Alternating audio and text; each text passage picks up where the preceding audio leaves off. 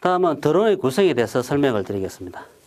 드론은 이 비행체와 그리고 지상통제소 그리고 데이터 링크와 그리고 여기에 비행체에 탑재가 되는 페이로드로 구성이 되어 있습니다. 비행체는 추진장치와 연료장치, 전기장치, 항법장치, 통신장비 등으로 구성이 되어 있습니다. 지상통제소는 임무계획 수립과 비행체 및 임무 탑재체의 조정, 명령, 통제, 영상, 데이터의 수신 등 드론의 운정을 위해서 설치한 것이고요. 페이로드는 드론의 목적에 맞게 농업용이면은 농약통을 갖다가 탑재를 하게 되고요. 촬영용이면은 카메라를 탑재하게 됩니다. 군사용일 경우는 무기를 탑재하기도 합니다. 데이터 링크는 비행체의 정보라든지 비행체의 조종 통제 등을 위해서 지상 간에 무선 통신을 하는 요소입니다. 드론의 센서 장치에는 자이로 센서와 짐벌, 지자기 센서, 가속도 센서, 기압 센서, 항법을 위한 센서 등이 있습니다. 항법을 위한 센서에는 GPS가 있고 INS 그리고 ADS가 있습니다. GPS는 위성에서 보내는 신호를 수신해서 위치를 계산하는 장치로 위성 항법 장치라고 합니다. 그리고 자이로 센서는 지표면 중심으로 기울기, 가속도 등을 측정할 수 있는 센서를 말합니다. 짐벌은 드론의 균형을 유지하는 장치를 말합니다. 그리고 가속도 센서는 중력 가속도를 측정하는 장치를 말하고 기압 센서는 고도를 측정하는 장치입니다. 드론의 종류에 따라서 다르겠지만 여기 가속도 센서와 지자계 센서가 있습니다.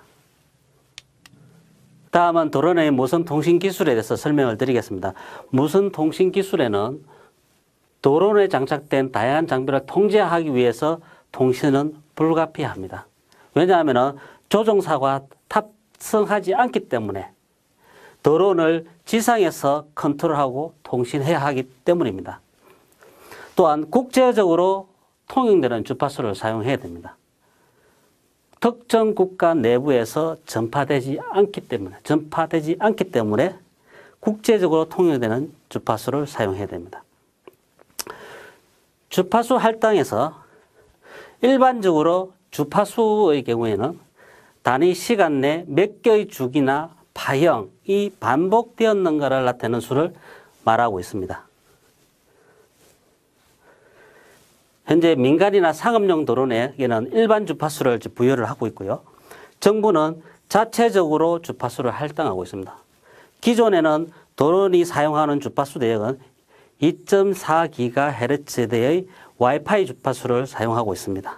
그리고 출력은 10mW 수준에서 300mW 이상 사용 시 신고를 해야 되는 규정이 있었습니다. 근데 5GHz대의 무선 설비 기준을 도입하면서 최대 10W까지 운용이 가능하도록 규정을 변경하고 있습니다.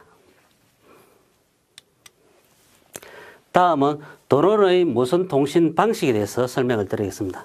드론의 무선 통신 방식에는 위성 통신과 셀룰러 시스템과 와이파이 그리고 블루투스가 있습니다.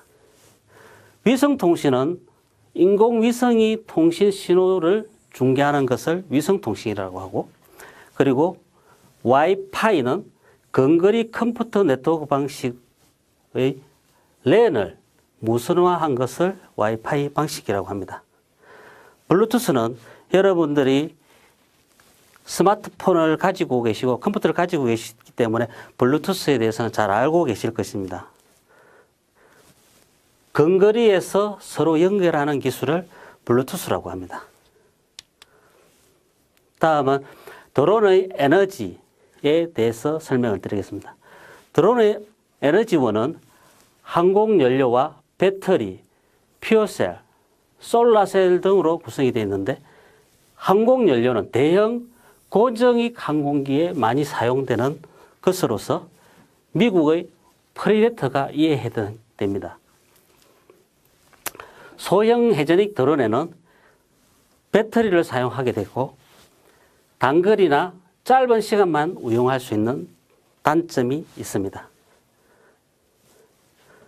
드론의 엔진에는 전기 엔진과 내연기관, 하이브리드 엔진 등이 있습니다.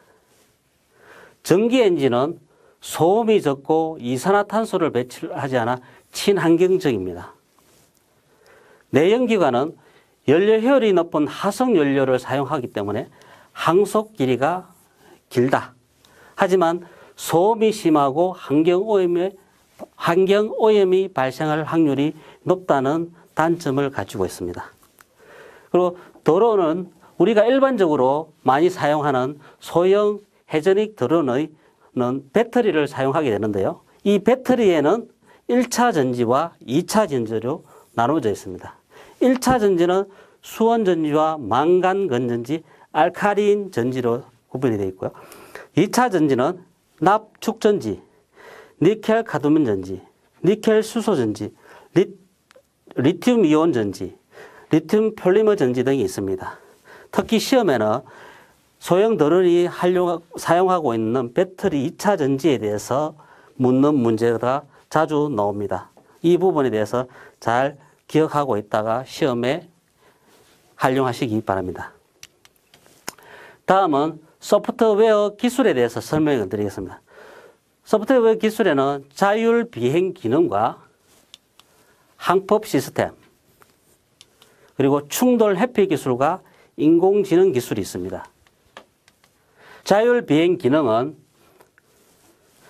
항공기 비행 중에 조종사의 간섭이 이루어지지 않는 무인 항공기를 자율 비행기라고 오스트레일리아 민간 항공 규칙에는 정의하고 있습니다.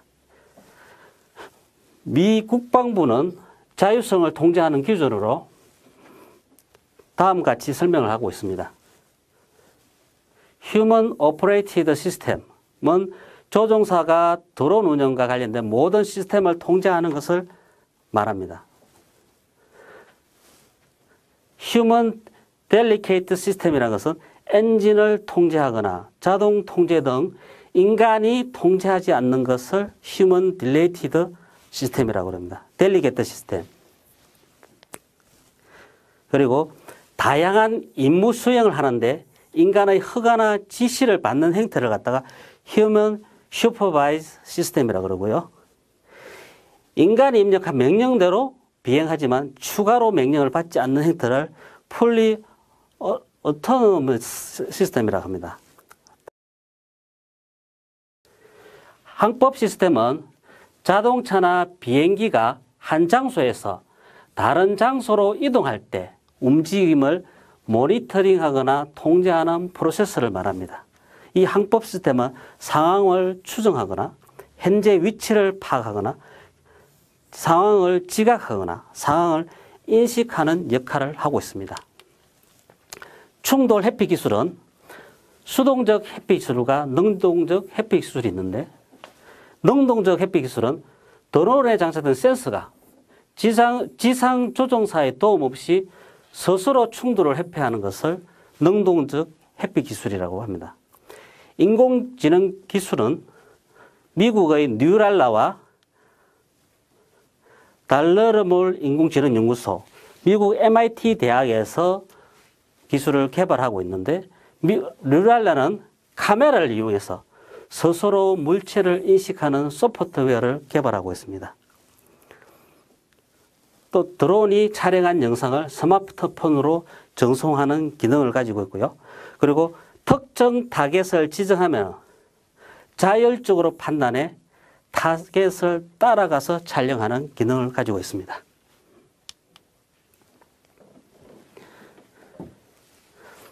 지금까지 드론의 구성과 기술에 대해서 알아봤습니다.